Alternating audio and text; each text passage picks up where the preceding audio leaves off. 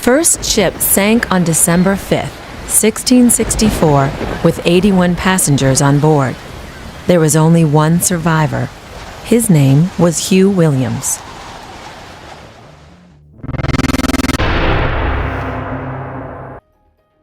The ocean is a graveyard of forgotten names and lost ships, but some stories refuse to sink. Among them is the eerie legend of Hugh Williams, a name that seems cursed, yet impossibly lucky at the same time. Throughout history, the sea has claimed countless lives, swallowing vessels whole and leaving behind only whispers of their fate. And yet, scattered across the centuries, there exist a handful of shipwrecks with an uncanny similarity. Each had a single survivor, and each of these survivors bore the same name, Hugh Williams. The first recorded instance of this baffling phenomenon dates back to 1664. A ship navigating the perilous Menai Strait found itself at the mercy of a brutal storm. The channel, notorious for its unpredictable tides and treacherous waters, became a watery tomb for every soul on board, save for one. As wreckage drifted among the waves and the last cries of the doomed sailors were swallowed by the howling wind, one man defied fate itself. The lone survivor? A sailor named Hugh Williams, who against all reason emerged from the catastrophe unscathed. If this had been a singular event, it might have been dismissed as mere luck, an extraordinary but ultimately forgettable tale. Yet fate, it seemed, was not finished with the name Hugh Williams. Over a century later, in 1785, another vessel met disaster in the very same treacherous waters.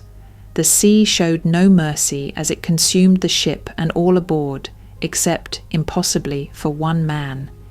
He alone washed ashore, the only living soul among the wreckage. His name? Hugh Williams. The strange recurrence of this name sent ripples of intrigue through maritime communities, but with no logical explanation, it was simply regarded as a bizarre twist of fate. Then, as if determined to cement itself as one of the ocean's great unsolved mysteries, the legend continued. In 1820, yet another ship was claimed by the deep, its passengers and crew lost to the relentless tides. As the wreckage bobbed on the surface, a miracle unfolded once again. Amid the devastation, a single man lived to tell the tale. And in keeping with the eerie pattern that had begun over a century prior, his name was none other than Hugh Williams. With 3 shipwrecks spanning over 150 years, each following the same inexplicable pattern, the legend of Hugh Williams took on a life of its own.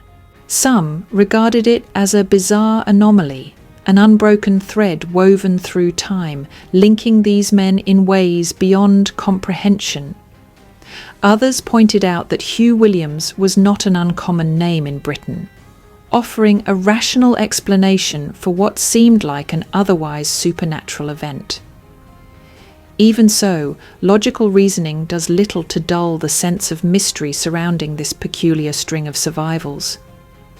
Could there be some unseen force at work, shielding these men from death while condemning those around them? Or was the sea itself playing an elaborate and cruel trick, ensuring that the name Hugh Williams would forever be tethered to maritime disaster? Some have speculated that the legend became so well known among sailors that in moments of desperation, those facing an impending wreck might have given the name Hugh Williams in a bid for survival, hoping to align themselves with whatever strange fate had protected the others before them. Whether it was pure coincidence, destiny, or the manifestation of an ancient superstition, one thing is certain. The legend refuses to fade, drifting through history like a ghost ship on the tide. But the ocean's mysteries don't end there.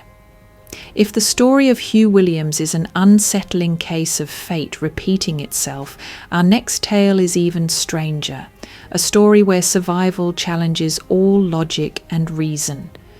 It's a tale of a man who should have perished in the freezing Atlantic, yet somehow lived to tell his story.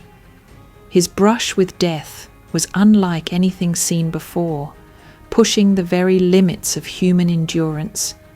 And his secret? Something no survival guide would ever dare to recommend.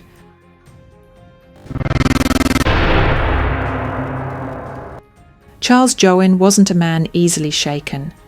As the chief baker aboard the Titanic, he was responsible for feeding the massive ship's crew and passengers. But on the fateful night of April 14th, 1912, when an iceberg tore through the hull, he did something no survival manual would ever recommend. He drank.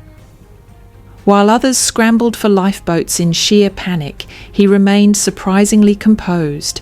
He instructed his kitchen staff to bring bread and supplies for the passengers already being loaded into boats. When their job was done, his crew fled to save themselves. But Joughin? He calmly poured himself a stiff drink. As the ship's bow dipped lower into the sea, he made his way to the upper decks. Instead of fighting for a spot on a lifeboat, he helped others board, especially women and children, before stepping aside. As far as he was concerned, he had done his duty. His own survival wasn't a priority. Still, with nowhere else to go, he went back inside and had more whiskey. By then, the great liner was entering its final moments. Water surged through the decks. The stern lifted high into the air, tilting at an impossible angle. Furniture, luggage, and even people tumbled downward into the freezing sea. Joughin held on tight to the railings. Then, as the ship began its final plunge, he made his move. Instead of jumping too soon and risking being crushed, he rowed the sinking vessel down.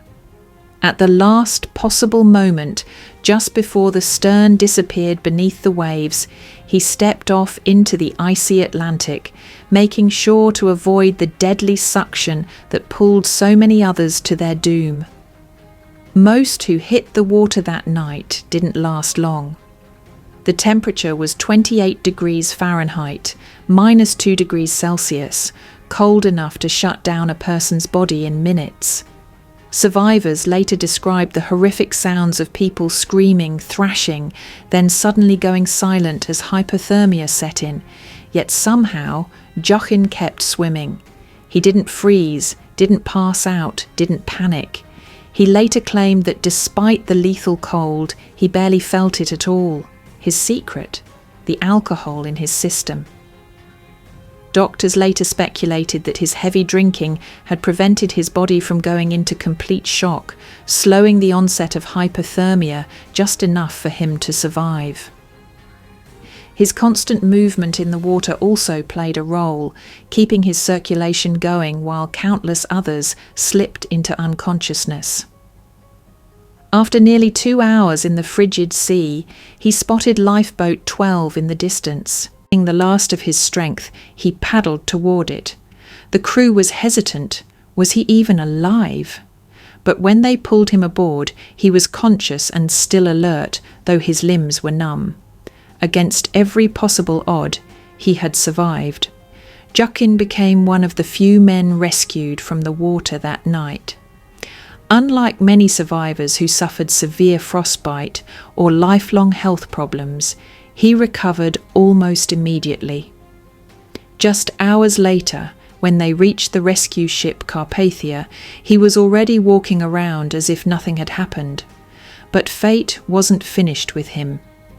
Instead of leaving the sea behind, Joughin continued working on ships for decades. He outlived most of his fellow Titanic survivors and went on to live a long life on the water. Then, after surviving one of history's deadliest maritime disasters, the man who had drunkenly cheated death eventually died at sea many years later. His final moments were nothing like the Titanic's chaos, no icy water, no desperate struggle, just the quiet, steady rocking of the ocean, bringing his life full circle in the most poetic way possible. The ocean is a place of both merciless destruction and inexplicable survival.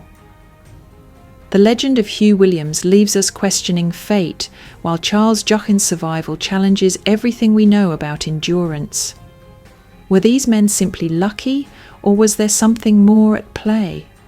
Whether guided by destiny or sheer chance, their stories remain among the strangest in maritime history.